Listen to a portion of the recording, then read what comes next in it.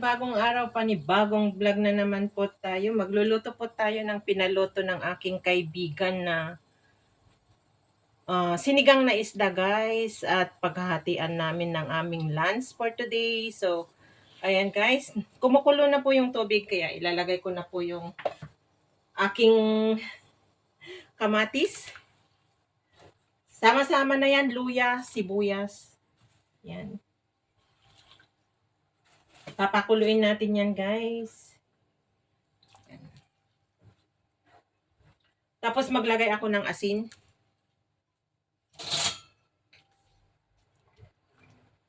Maglagay po ako ng asin dyan para magkalasa. Which is, gusto ko lang po videohan para meron akong content. At alam naman na natin lahat ang magsinigang. Yan po yung salt niya. Ayan.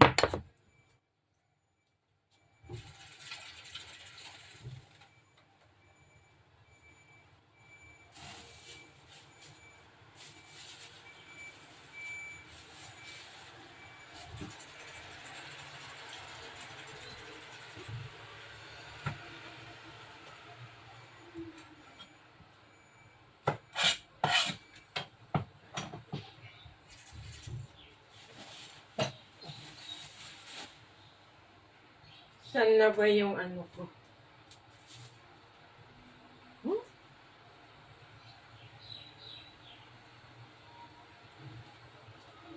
Kangkong.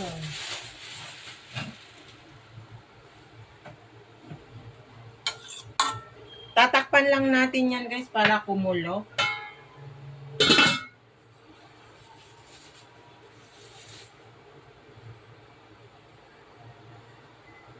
So, ayan na guys, kumukulo na siya and lalagay na natin yung isda. Ayan. Sibas po, yun yung gusto niya. Ayan. Saka yung salmon head. Ayan.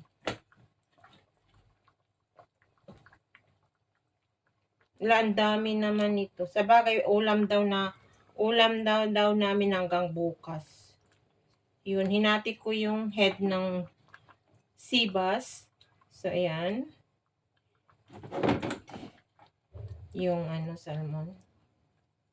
Ayan.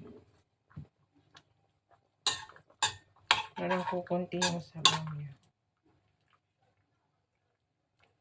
Saglit lang to na maluto guys.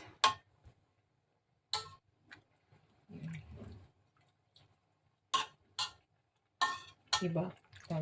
Hati kami dito. Hating kapatid.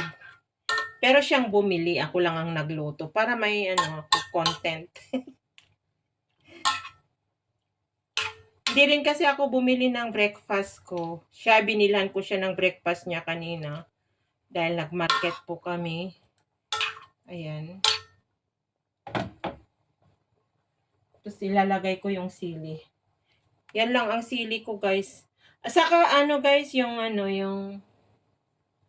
etong pagsigang ko ay kangkong lang ang gulay niya kasi pares kami na nagtitipid eh. Hindi, sabi ko wag nang lagyan ng sitaw kasi ang mahal ng sitaw din at saka yung mga ibang gulay. Basta kangkong lang talaga ang ilalagay ko pa. Oh, tama na yun. Ang mahalaga ay may uulamin.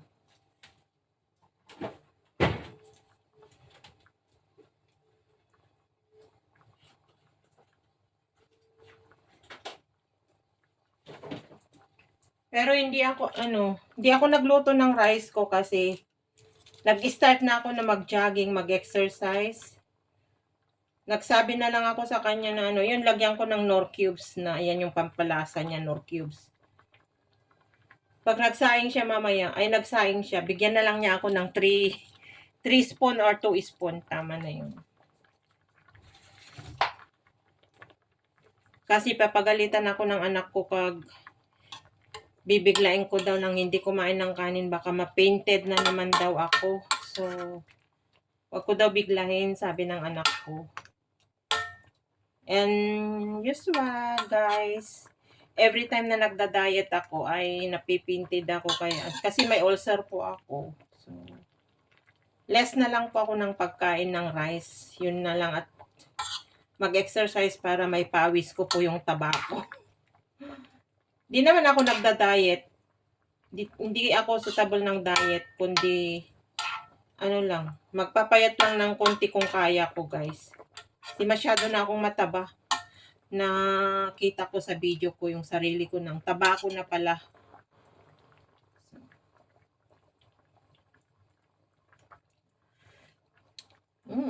Yummy.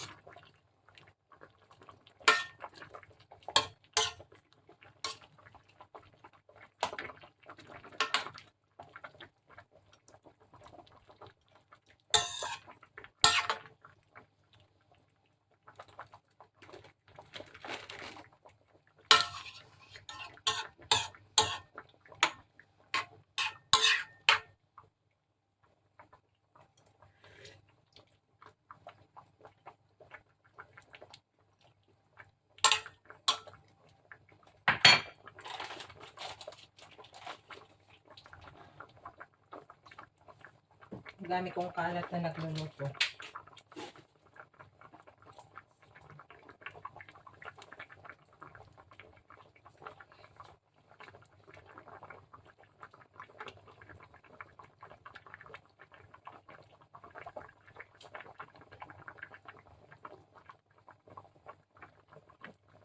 Tatakpan ko siya ulit, guys, para maluto na mabuti. Ayan.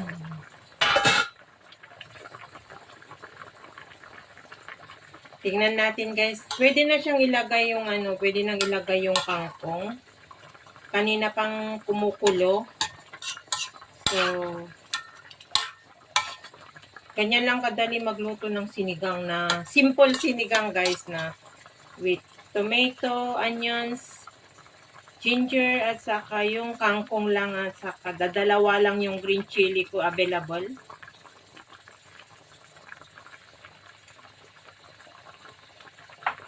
Yan po. Nilagyan ko ng konti kanina ng sinigang mamasita, sinigang sampalok ba yun? Kaya lang, konti lang kasi pares kami na hindi pwede ng maasim.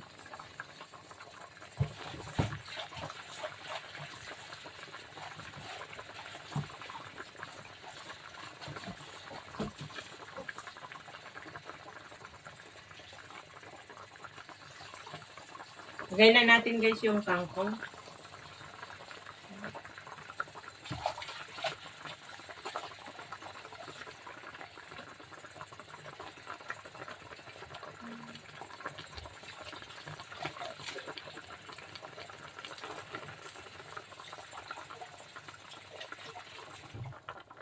Ayan.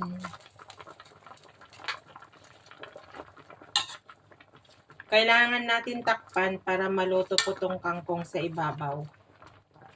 Hindi natin pwedeng halo-haloin kasi baka madurog yung isda. Yung lasa niya, guys, ay tama na po yan. And lutuin na lang natin yung kangkong. And this it. Tapos hahatiin ko na siya at ihahatid ko sa kanya sa kabilang building. Parehas kami na second floor pero sa kabilang lift siya. Ako naman dito sa kabilang lift. So, ayan. Takpan muna natin, guys.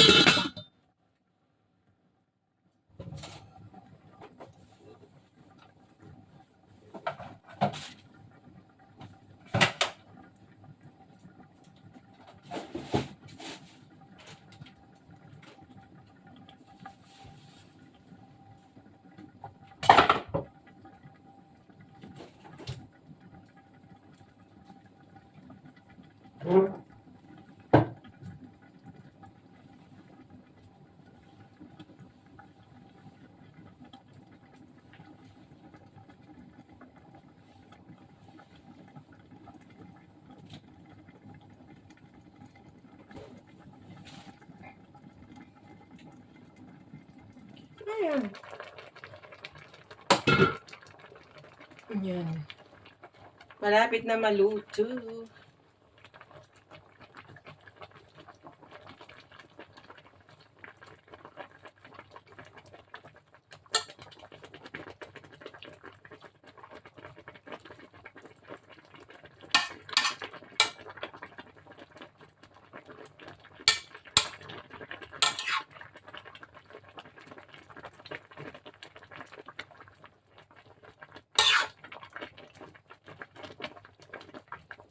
So, yan guys, luto na siya.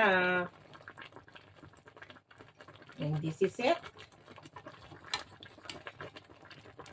Yan yung ano, isda niya. Hindi ko na lang ano yun.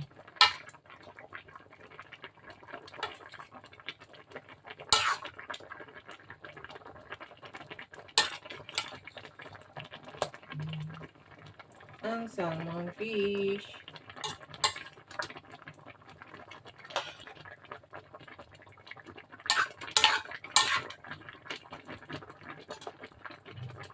Off ko na guys kasi ma-overcook na yung gulay. So, ayan.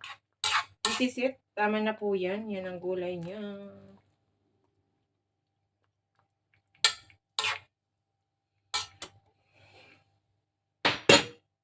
There you go. Tapos na guys ang ating pagluluto ng sinigang na isda. Sibas sa saka yung isang salmon piece head. Ayan. So maraming salamat guys sa nakaabot na naman ng dulo sa aking simple cooking for today guys, na lunch namin ng aking kaibigan na ako lang ang tagaloto kasi linibre niya ako for lunch today guys. And yun, hindi na ako nagsaing, papapaking ko na lang ito guys. Kung nagsaing siya, hihingi ako ng 2 kutsara ng kanin o kaya 3 para hindi mabigla yung tiyan ko. So ayan, maraming salamat once again sa sa mga nandiyan na patuloy na nagsusupport sa akin, sa aking Team Explorer. Thank you so much. And sa aking Uniha-Iha, maraming salamat nak sa love and support mo sa mama kahit naka-silent ka lang. Ayan, sa aking mga member, maraming salamat. Walang katapusang pagpapasalamat po sa aking mga members kasi malaking tulong po sa aking revenue yan every month na may naidadagdag.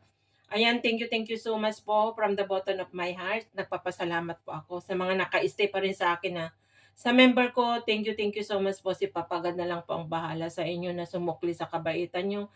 And sa mga naka-memberan ko din, kung sa mga hindi ko na na-memberan dahil wala nang laman yung Gcash ko, sorry na lang po. Ayan. And sa mga organic supporter ko, maraming salamat. Andyan kayo na lagi kong nababanggit kasi kung wala kayo, wala rin ako dito. Yan, taos-puso pa ako na nagpapasalamat sa mga nandyan pa rin na patuloy na nakasupport sa akin, sa mga naiwan sa akin. Thank you so much guys. Ayan, kay Ate Borak, maraming salamat. Kay Sis Marites Pansito, Sis Marites Kawamora, Ate Estela, Sis Marilyn Tambes, kay Kapsat Romel Gabo, sa aking member na matagal na. Thank you so much. At sa iba, kay kapatid Joel de Guzman, thank you. Guapo Ragon, Kapsat Lydia, thank you so much. Brother Project 89, thank you. And sa mga Team Boom na nakasupport sa akin, maraming salamat. And of course, kay Kapsat Weng as admin ko sa aking Team Explorer, thank you Kapsat sa full support mo sa akin. Ayan, and kay Ate Ermi, thank you so much Ate, get well soon. Pagaling ka dyan, at nag-alala ako sa iyo na 3 araw na hindi ka nagparamdam. Luckily, nagparamdam ka na kasi bigla ako nalungkot kasi bigla-biglaan ka na hindi nagparamdam. So, ate, magpagaling ka. Sana makalabas ka na dyan sa hospital. Kasama kita sa pagpe-pray ko na sana soon. Gumaling ka na ay makalabas ka na sa hospital. I love you, ate. Maraming salamat sa laging pagme-message sa akin. Pag-I love you sa akin, sa pagre-remind sa aking mga gamot pagkain. I really appreciate that, ate. Ayan. Kay CCD, mga BFF ko, thank you so much, Baby Pau. Magpagaling ka rin dyan. I love you. I love you, be. Ayan. Sa kay Bro Ruel, maraming salamat. Nanay mo Pan Fitness. Big shout out kay Sir Alvin, kay Sir Paricoy, all the way from Italy. Sa lahat po kay Sis Ellen, Simple Life. Thank you so much sa full support. Ayan, kay Sis May, Flora May, thank you basta yung mga team Explorer, big shout out guys. Maraming salamat and the rest na nakasupport sa akin, thank you so much. Hindi ko na kayo maisa-isa. Basta maraming salamat once again. Ayan, happy weekend everyone. Ayan. Ingat-ingat po tayo saan man sulok tayo ng mundo naroroon. Mag-ingat-ingat tayo. Ayan.